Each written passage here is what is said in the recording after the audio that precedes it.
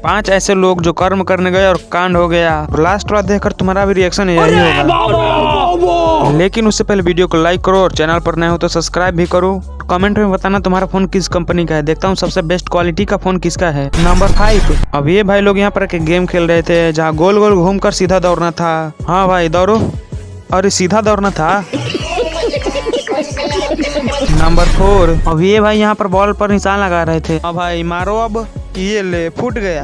देखा आपने लापरवाही का नतीजा। नंबर 3। अब ये भाई लोग यहाँ पर डोली लेकर जा रहे थे, लेकिन लगता है कि घर से नहीं नहा कर आया था तो यहाँ पर नहा लिया। चलो अच्छा हुआ। नंबर 2।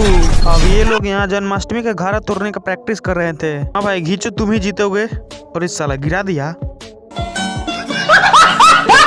नंबर 1। अब ये चाचा यहाँ कुत्ते को खीरे दिखाकर ललचा रहे थे। अरे अब खिला भी दे, नहीं खिलाए अब बोल।